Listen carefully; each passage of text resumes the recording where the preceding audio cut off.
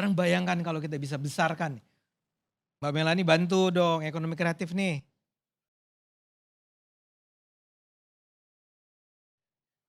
Nah gini ya. Oke, ekonomi kreatif nih ya. Aku nyetak kaos nih.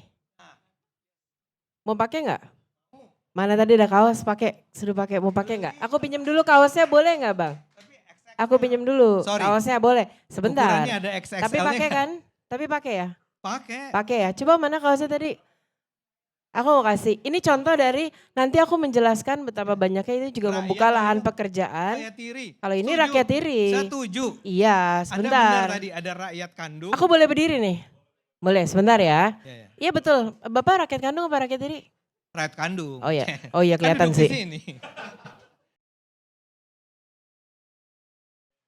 Pakai, masa disuruh pakai kaos nggak berani. Cuman takutnya kekecilan.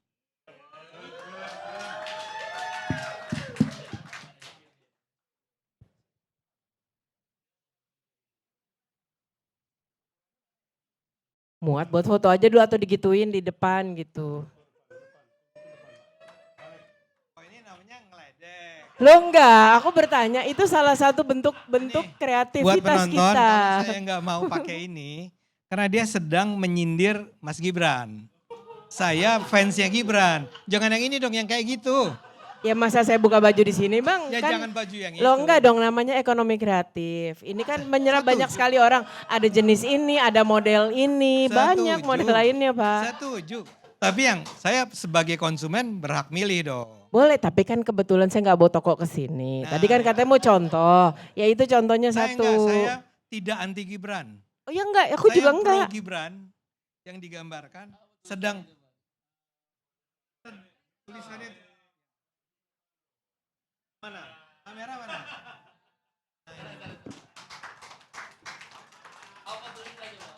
Sedang mencari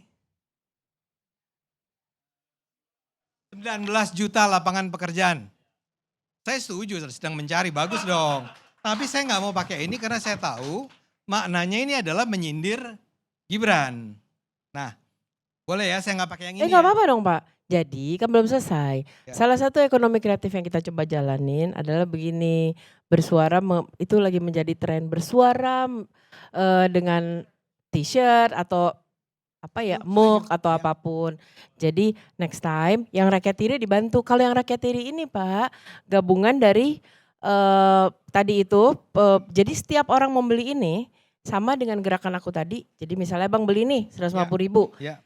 Di dalam itu ada satu bungkus sembako yang Rumah Harapan kasih ke orang-orang yang tidak mendapatkan pekerjaan. Jadi besok dibeli ya Bang ya? Ya siap. Ada rekamannya kan nih gitu, ada rekamannya kan nih.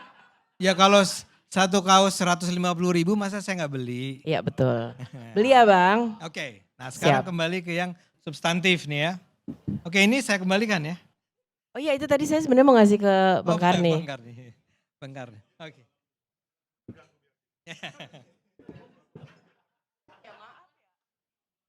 Saya ulang ya, saya ulang. Jadi kalimatnya Gibran tuh bukan saya menjanjikan 19 juta lapangan kerja. Nggak begitu kalimatnya. Itu namanya orang yang mengatakan bahwa Gibran pernah bilang begitu, itu motong. Dia bicara pertama, dia bilang hilirisasi. Kalau hilirisasi nikel, pangan, dan dia kan beragam tuh hilirisasinya ya. Itu sukses, harusnya itu membuka lapangan pekerjaan yang luas. Kedua, yang tadi yang disebut Melani kan, soal ekonomi kreatif. Itu dari kaos sampai makanan, sampai film tadi, sampai musik. Kalau dalam pandangan saya, kalau kita bisa kembangkan itu dengan baik dan benar, tolong sampaikan itu menterinya siapa ya, Bung Fitra? Kreatif. Pak Teguh.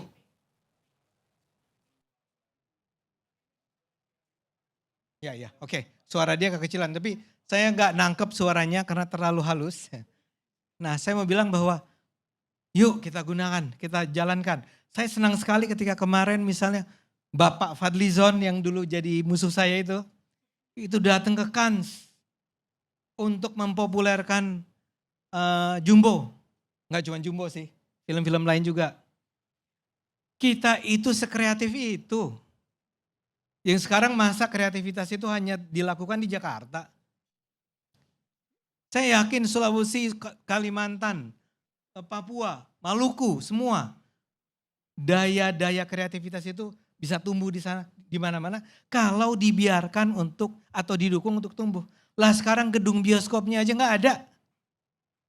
Jadi kalau kita cuman penontonnya itu tadi maksimal cuman 10 juta nih film Jumbo itu. Itu bukan karena apa-apa, antara lain karena jumlah bioskopnya masih terbatas. Sebut kota-kota di luar Jawa yang punya bioskop dengan baik. Saya nggak mau menyalahkan siapa-siapa. Saya mau bilang kalau saja ada langkah yang tegas dari pemerintah, ada political will yang benar dari pemerintah, akan itu tumbuh. Dan itu bukan cuma film nih. Kita bicara musik, kita bicara bentuk kayak tadi kaos dan seterusnya, celana dan bla bla bla bla. Kita itu hebat. Nah itu kata Gibran tuh itu dijalankan.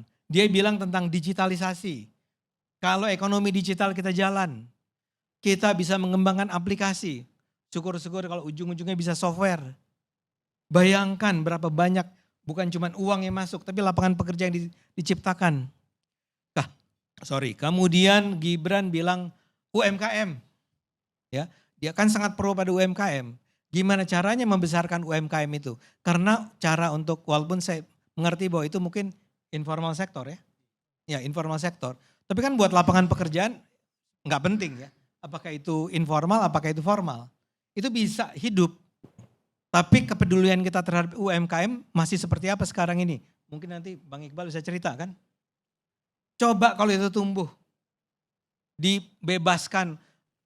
Saya sudah setuju lah, nggak usah lah itu ada sertifikasi halal terhadap UMKM bla bla bla bla. Sekarang udah nggak ada kan? Nggak ada ya. Tapi kalau semua kemudahan diberikan, bantuan dari bank dipermudah ya. Segala macam ya kemudahan, jasa dan seterusnya. Kalau itu dijalankan, ya pertanian tumbuh, UMKM tumbuh, ekonomi kreatif tumbuh, hilirisasi berjalan di mana-mana. Dia bilang ini bisa menciptakan 19 juta lapangan kerja. Menurut saya, Anda boleh setuju boleh enggak dengan itu. Tapi kalau kita bicara tentang apa yang dikatakan Gibran, jangan pernah memotong kalimatnya. Kalimatnya harus disampaikan secara lengkap. Kalau Anda tetap menganggap nggak bisa tuh, hilirisasi itu tidak akan menyerap tenaga kerja, well itu adalah opini Anda. Tapi Gibran sangat percaya sama itu. Dan kita sih lihat, saya nggak tahu ya Pak Prabowo sekarang apakah menjalankan apa yang dia harapkan tadi ya Fit ya. Yang saya tahu hilirisasi akan jalan terus. Yang saya tahu hilirisasi pangan jalan terus. Industri kreatif kayaknya akan jalan. Tapi itu tidak bisa diukur sekarang. Menurut saya sangat tidak adil tuh kalau kita mengatakan, nih orang lagi kehilangan pekerjaan. Mana jawaban dari atau mana janjimu Gibran?